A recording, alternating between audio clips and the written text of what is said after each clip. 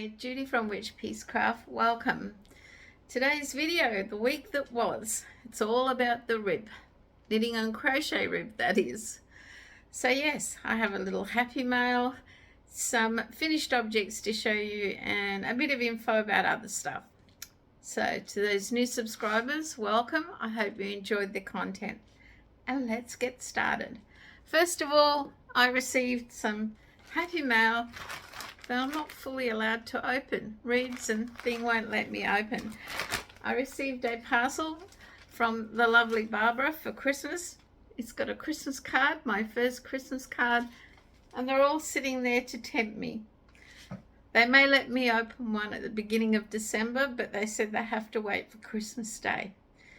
They are so mean. They know what I'm like. I will open anything I see before Christmas. But Barbara, thank you so much for thinking of me and sending me such a lovely gift all the way from the States. It's so kind and generous of you. And I love my card because pretty much that's what our Christmas is like, hot at the beach. So better refer to my notes. I'm a little vague today.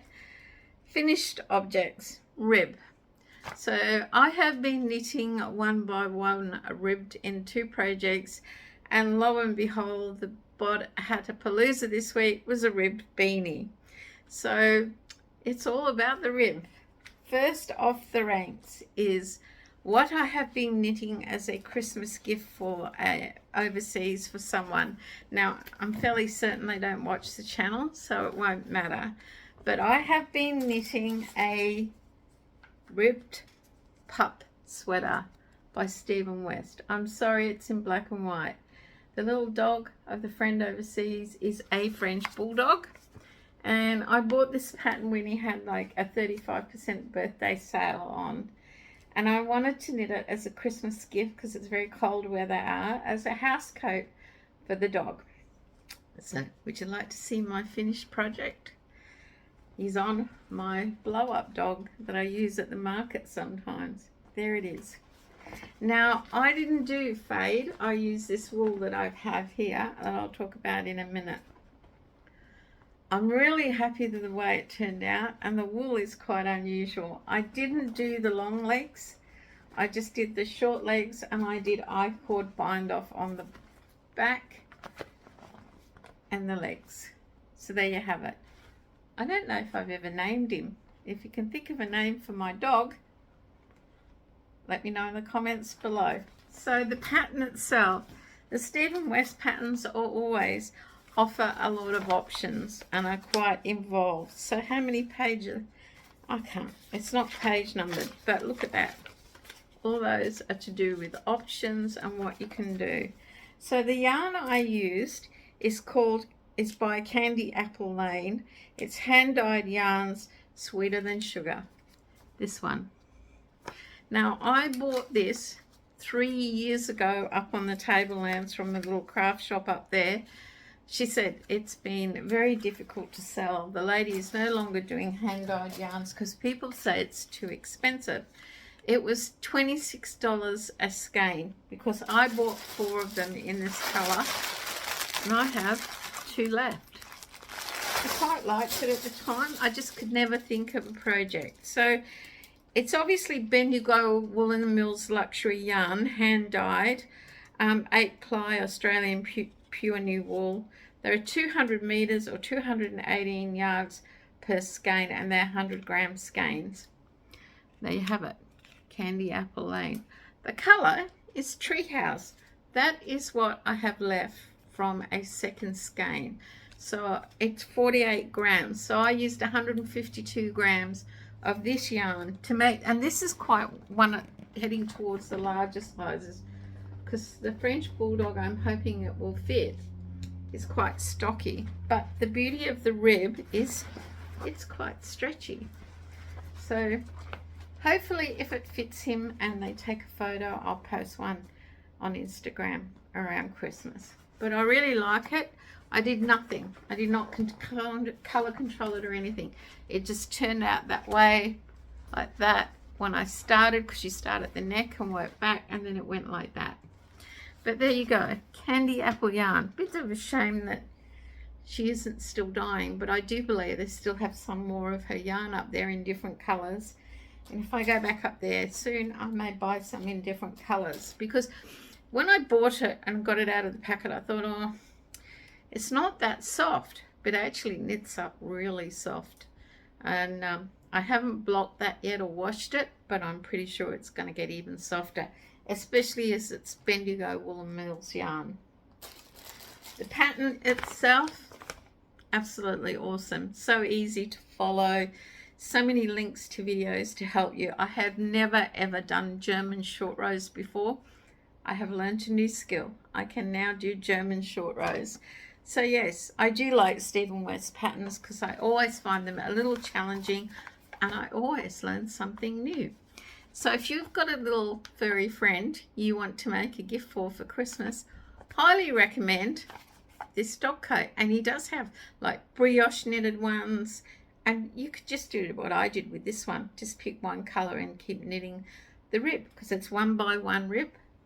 Yes, 1 by 1 rib. So that was my first finished object for ribbed. Well, lo and behold, I am knitting a tea cozy, which is one of the orders I got from my market stall, and that's rib. I haven't quite finished that. I hit a stumbling block. I need to go to a craft market to get something to finish the top of it off before I start doing some more work on it. And yes, that was more knitting rib. But when I finish that, I will show you this tea cozy. The other thing is, the Bod Hatapalooza this week was a ribbed beanie. Now, I haven't made one of the Bod Hatapalooza beanies. I think I made one in November. I decided to concentrate on my market and not do other things. And this one, when it came up this week, I thought that's pretty good. I've done it before. I have made this beanie before. And so I decided crochet rib. Why not? It's the week of the rib. So the beanie itself is called Rib Beanie #570 on Bag O Day Crochet. And here it is.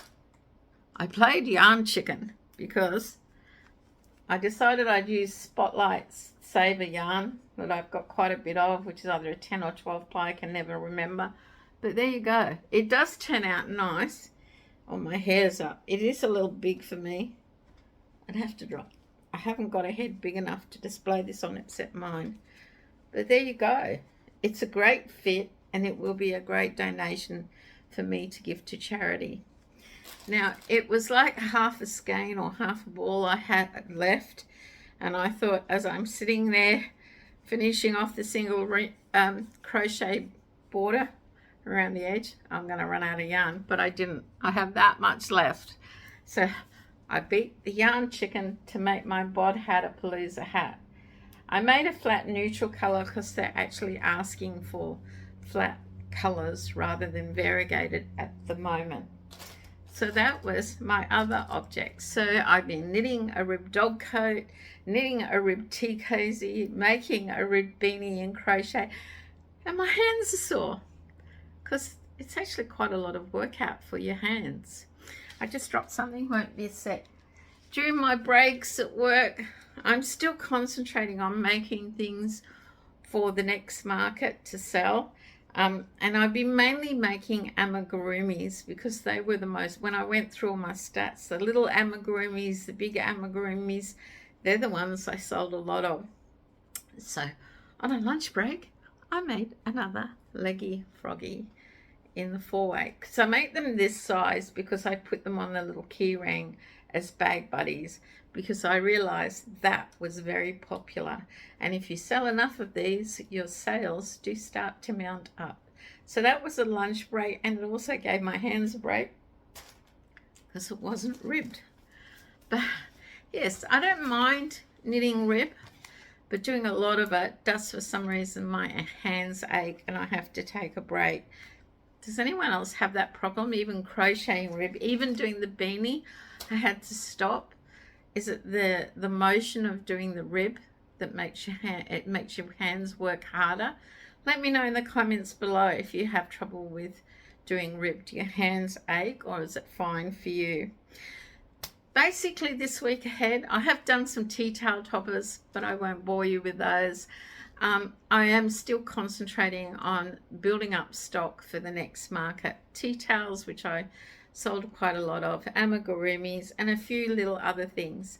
I'm also working on the order for the crochet shawl, and that's turning out really well, but I'm not sure it's as black as she'd like. So if she doesn't want it, I'll just sell it on the store. But I hopefully will be able to show you that next week.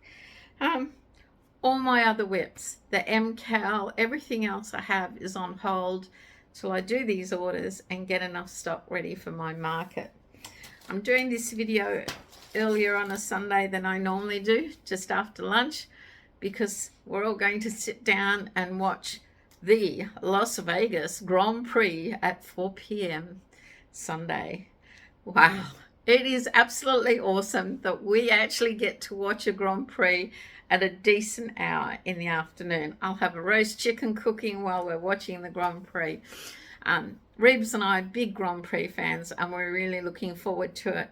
I have been to Vegas, and after seeing the sphere that they're showing on the Grand Prix, I want to go back, because I would think that was absolutely awesome to go inside. I believe you two have residency of the sphere. It's not at the moment because it's on show for the Grand Prix. But yes, we're quite excited because we can actually enjoy a late Sunday afternoon Grand Prix, not getting up at 3 in the morning to watch it. So all those people in the Northern Hemisphere complaining about the time, think of us. We normally do it 90% of the year, get up early to watch a race. Anyway, guys, that's it from me. I hope you have a great week.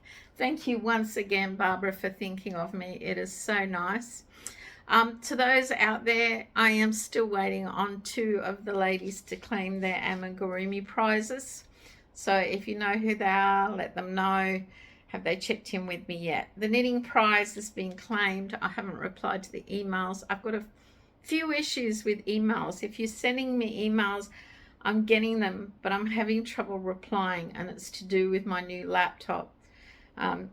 Reeves is looking at it for me because the internet keeps dropping out and I can't seem to reply to emails at the moment, but I might have to do it from work tomorrow. So yeah, there's a couple of crochet amigurumi prizes that haven't been claimed yet, but I'll hang on to those until further notice. Guys, as I said, I hope you have an awesome week and you have a crafty day, and maybe you can consider making a furry friend a Christmas gift like I did from my friend who's nameless. I don't think I ever named him. Bye for now.